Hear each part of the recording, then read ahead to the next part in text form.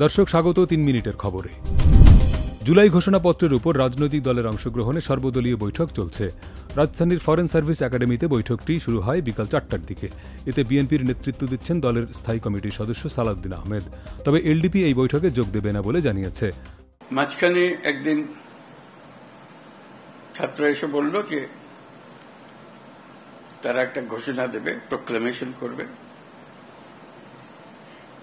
আমাকেও সেখানে থাকতে হবে। আমি বুঝতে চাইলাম কি প্রোক্লেমেশন দিচ্ছে, বলল। আমি বললাম যে এটা হবে না,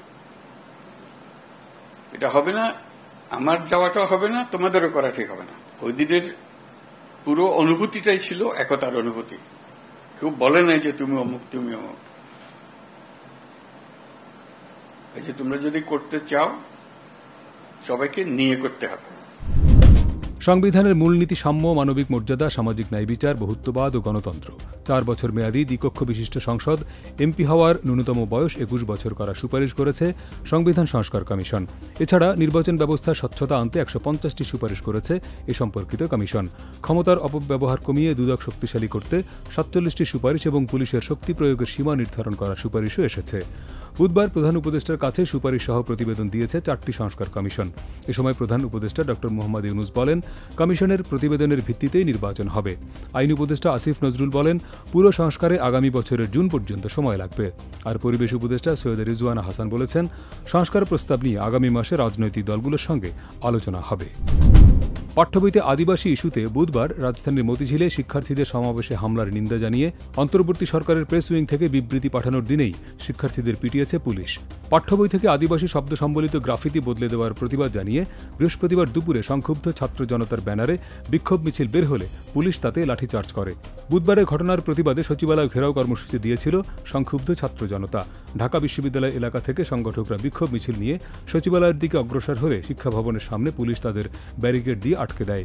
এ সময় মিছিলকারীদের ছত্রভঙ্গ করতে জলকামান ব্যবহারের পাশাপাশি পুলিশ টিয়ারশেল ও সাউন্ড গ্রেনেড ছোড়ে, লাঠিচার্জও করে।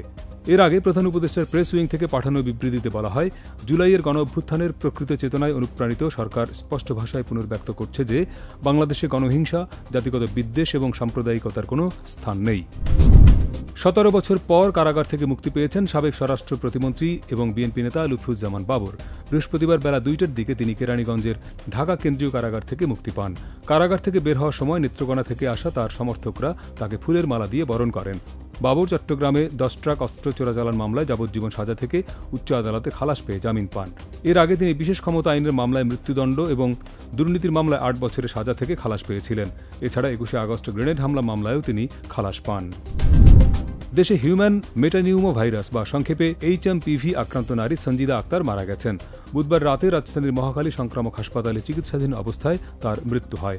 চিকিৎসকরা বলছেন, রোগীর নিউমোনিয়া ও ভাইরাসজনিত সমস্যা অনেকটা ভালো হয়ে গিয়েছিল, তবে স্থূলতা ও কিডনি সমস্যা ছিল। অন্যান্য সমস্যার কারণে তাকে বাঁচানো যায়নি। গত 12 জানুয়ারি এই নারীর HMPV-তে আক্রান্ত হওয়ার খবর আসে।